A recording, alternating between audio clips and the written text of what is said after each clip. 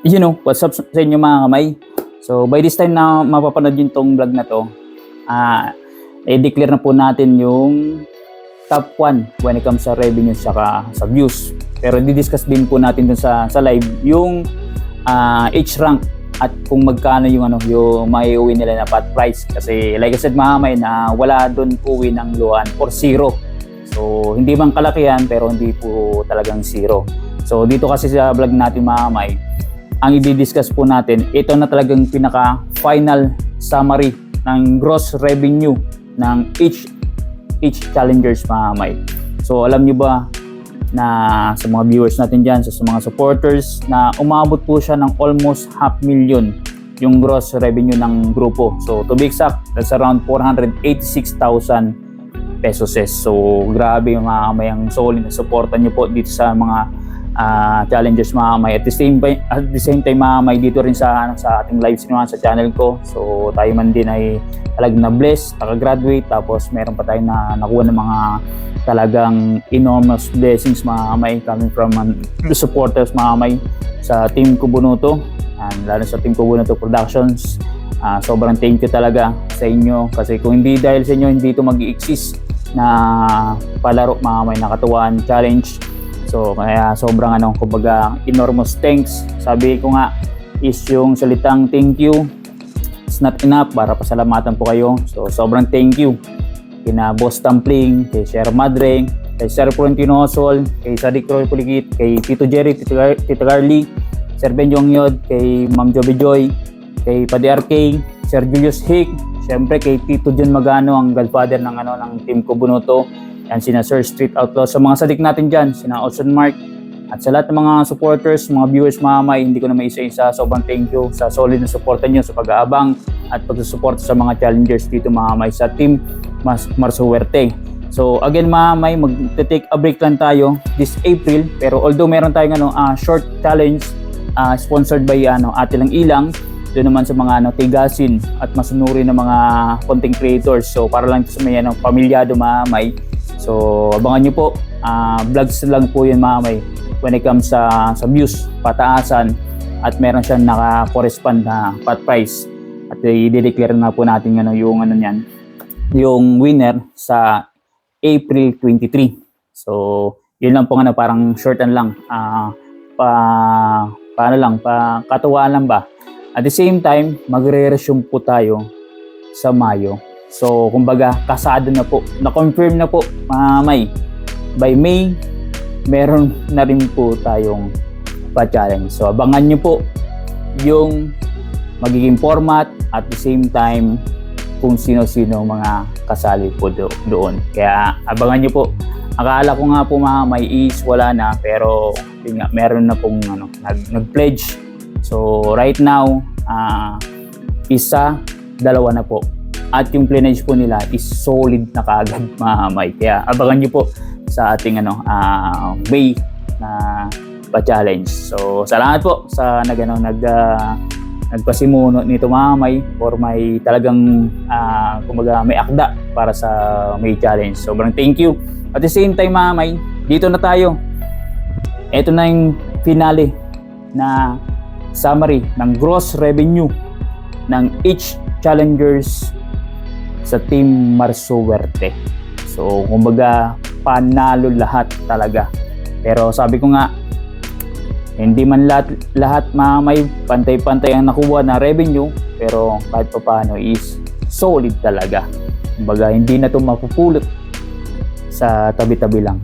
So kumbaga congratulations sa lahat in advance, sa lahat-lahat ng mga nakasali dito this March, tapos yung mga previous na months mga kamay.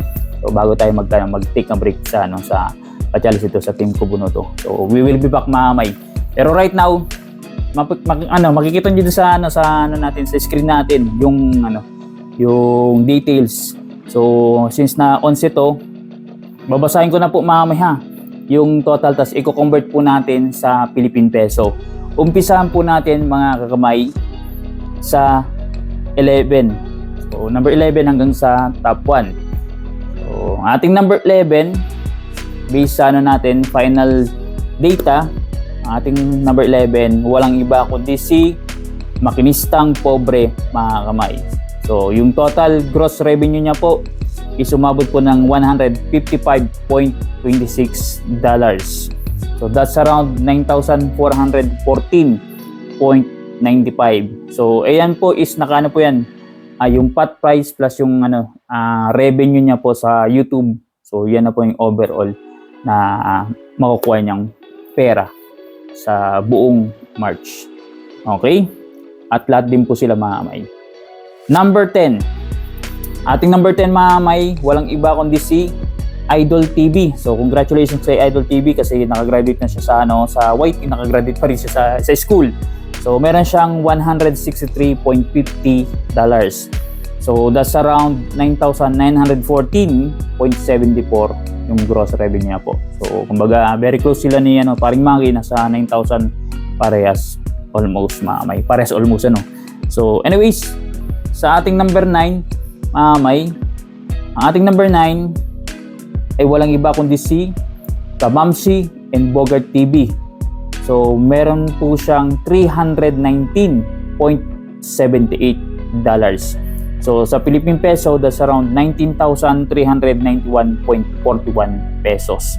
So grabe, medyo solid na yan mga kamay na revenue ni Kamamsi. At nanalo din po yan sa naka-include na po dito mga kamay, nanalo po siya sa total vlogs. So pang number 4 po siya. So anyways, dito na tayo sa number 8. Ang ating number 8, etong isa talaga sa pinaka kumbaga talagang kung nung umulan ng blessing mga kamay, ito talagang isa sa mga sumalo. Si Chong Jebot po mga kamay, ang ating number 8. So meron siyang $362.83. So that's around 22,002.23 pesos. So yan pong sa niya pot price and sa YouTube na revenue. At the same time may isa pa sa mga nakuha na blessings ni Chong Jebot sa mga hindi nakakalam. Siyempre yung charity na inasam-asam niya, yan, meron sa kanyang tumulong. At the same time, motor, may yung pinapangarap niya na motor, meron na rin po mamay. At the same time, yung siyempre, yung gift sa kanya, pa-birthday gift. So nailabas yung pamilya sa nag-dinner. So courtesy of Tito John Magano. At the same time, si Boss Dumpling meron din sa kanyang gift. So kaya talagang outpouring ng blessing kay Chong. So kumbaga kung ipa-plus-plus niyo mga kamay, baka pumasok din po yun ng halos 6 digit ang nakuha niya this March. So for sure mga kamay, sa estimation ko. Congrats kay Chong Jebot. At dadako na tayo mga kamay sa number 7. So ang ating number 7, walang iba kundi si Sniper Dudes TV, si Boy Yuko. So meron siyang $366.64. So that's around 22,232.95 pesos. So yan pa, yan po may solid na rin po ang revenue ni Sniper Dudes. At siya rin pong nag-top 1 sa total vlogs. So kasama na rin po dito yung pot price niya sa total vlogs. So this is na sa around 12,000. Okay. Next po, ang ating number 6. Ating number 6 mga kamay, walang iba kundi si mga kamay, aka walang ganon, si Gagamboy Kure. So ang nakuha niya pong gross revenue is $434.99. So that's around 26,377.87 pesos. So sabi ko nga mga kamay sa live, laylong-laylo pa po sa pag-vlog. Papitik-pitik lang po ang pag-vlog ni Gagamboy, pero ganyan na po ang nakuha niya na revenue. So how much more talagang pag once na talagang pinokus niya 100% na highly active siya sa pag-vlog. Hindi lang po yan ang makukuha niyang revenue sa kanyang YouTube channel or yung magiging performance niya. So within 1 month. So kaya niya pa po i-enhance yung performance niya para mas malaking revenue makuha niya. So yun po kay Gagamboy. Dito na tayo mga kamay sa top 5. So ang ating number 5, walang iba kundi si Rihanna Official. So meron silang $452.37. So that's around 27,431.93 pesos. Solid na solid mga kamay. Kumagang bawing-bawi sina Rihanna sa kanilang revenue. Kasi last month nga, sabi ko nga, hindi man sila nakasahod sa YouTube channel, pero meron din sila nakuhang blessing doon na pinag-collab sa kanilang sponsor. Pero right now, super bawi talaga. So congrats kay Rihanna. So dito na tayo mga kamay sa number 4. So ito mga kamay, ang ating number 4, walang iba kundi si Miss Cyril, si Duday. So umabot po siya ng $944.14. So that's around 57,252.57. Sabi ko nga sa inyo mga may solid ang nakuha na gross revenue ni Duday.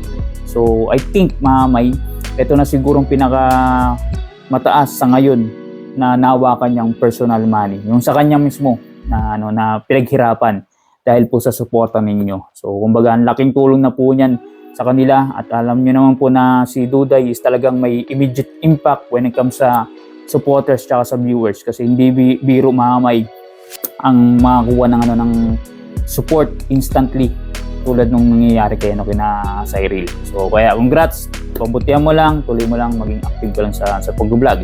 So dito na tayo mga kamay sa number 3. So ang ating number 3 mga kamay, bubulol ako meron siyang 997.73. Yan po ay si Nogerts TV mga kamay. So pag natin, convert natin yan sa Philippine peso, solid 60,000 mga kamay, 502.48 pesos. Grabe ang gross revenue ni by Nogerts mga kamay. Congratulations. So kasama rin ito mga kamay sa total vlogs. Siya naging top 2. So nag-uwi po siya ng 8,000 pesos doon. Kasama na rin po dito may sa computation po natin. So kaya congrats kay by Nogerts, kasi hindi na biro yan na revenue na mahawakan nila. And I think siyempre first time lang po nila magkaroon ng ganyang revenue dito sa YT mga kamay. Hindi natin alam sa personal kung naka-achieve na sila ng ganyang amount na pinaghirapan mismo nila. So 60k, grabe, solid. Siyempre dito na tayo sa ating number 2 na may dalawa na lang, number 2 tsaka number 1. So ang ating number 2, ito final na po ito Ang ating number 2, walang iba kundi si Loverboy mga kamay, si Katuba Official. So meron siyang $1,822.19. So sa Philippine peso mga kamay, that's around 6 digit po ang gross, 110,497.48 pesos. Grabe mga kamay, tumagos. Simula pa yan ng December, January, February, March. So 4 consecutive months mga kamay, nasa pool po ni Katuba ang 6 digit na gross revenue. Yan po ang talagang first time niya po na sunod-sunod na 6 digit sa entire career niya. Sa simula nung nag-start siya sa pag-vlog mga kamay, na monetize siya, first time niya po na nakuha yan na ganyan 6 digit, kasi hindi pa po siya talaga nakakuha ng ganyan. So ngayon pa lang po nasa magandang kondisyon ng channel niya mga kamay, kasi talagang yung tandem nila ni Duday, ni Miss Cyril, talagang alam nyo, solid na solid talaga. Talagang instant talaga na boom sa kanilang YouTube channel. So congrats kay Katuba. At yan mamaya sa mga supporters, sa mga viewers na mapanood dito, halos lahat po dyan ng revenue ni Katuba is mostly galing po sa Pure Vlogs. So ibig sabihin yung channel po or YouTube channel ni Katuba mga kamay, when it comes sa vlogging talaga, established talaga for me as a small content creator. So nasa kanya na mga kamay, kung magbablog siya ng todo, mas malaki pong makakuha niya na revenue yan sa kanyang channel. So kumbaga, I think mga may ang tansya ko is 90% ng overall revenue niya coming from vlogs alone. So grabe mga may supportan niyo po. So anyways, dito na tayo mga may sa ating number 1. So alam niyo po, ito talaga first time na makakawak ng ganitong kalaking pera, sarili mismo, personal money, hindi galing sa utang, hindi galing sa loan. So na-interview ko po si Kalabas TV. So meron siyang $1,995.11. So that's around 120,983.67 na gross revenue si Kalabas. So So, yan po ay isa rin sa nanalo sa total vlogs. Pag number 3 siya, 6K. Kasama na rin po dyan sa 120. So, grabe mga may. So, kumbaga si Kalabas, talagang kapapasok lang po sa mundo ng YT. Wala pa po yatang 6 months, siguro less than 6 months, pero nakapag-earn na kaagad ng gross revenue na 6 digit mga may. So tayo mga may, ako hindi pa po ako nakakuha ng ganyan gross revenue na 6 digit in my entire career. So hindi pa po ako nakakuha ng ganyan sa dito sa details. Pero pag sinama niyo po yung blessing right na mga may, papasok po ako sa 6 digit. Pero ito kasi wala tong hindi po kasali dito ng mga blessing side blessings mga may. Talagang pot price at the same time mga may revenue sa YT. So grabe, solid talaga ang nakuha ng mga challengers dito sa Team Marsuwerte. Kaya nagpapasalamat po ako sa talagang nag-suggest ng word na Marsuwerte kay Sir Amador Lawrence. Yan. Tapos nga alam niyo mga may, siguro ngayon lang malaman kasi kanina sa live stream, yan, na-bless po si Sir Amador Lawrence. So hindi niya sukat akalain mga may, natuwa po sa kanila si Tito Jerry, Tita Garly. So binigyan po ng blessings si Sir Amador Lawrence na worth $200 mga may. Parang coming from Tito Jerry, Tita Garly. So grabe, sobrang tuwa po ni Sir Amador. Kaya congrats kay kasamahan ko sa Tigers Club. Ka-TTC ko yan mga may. So grabe. Tapos ngayon pa-challenge mga may sa kay Ate Lang Ilang, siya din po nagsasabi ng team. Yes, darling po ang tawag sa team challengers. So grabe mga may. Lahat halos sa pool, di ba? Tayo, we are so blessed din mga may. So soon, abangan niyo po yung magiging natin vlog sa pag-purchase natin ng DJI camera at the same time yung drone. So sobrang thank you kay Tito Jerry, Tita Garly, kaya kay BFF sa blessings na binigay nyo sa akin. So kumbaga na-hit na natin bucket list. So isa na lang hinahabol natin na bucket list, yung mot-mot para all goods in the hood mga may.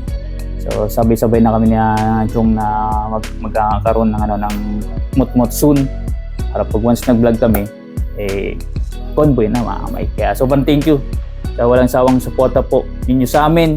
Sana tuloy-tuloy nyo po kaming suportahan by not skipping ads sa aming mga live stream at the same time sa aming mga vlogs. Again, sobrang thank you po.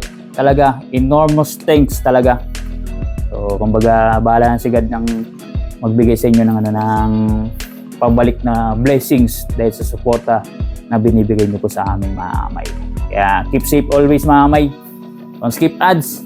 Paano yung mga may? See you sa next vlog po natin, mga kakamay.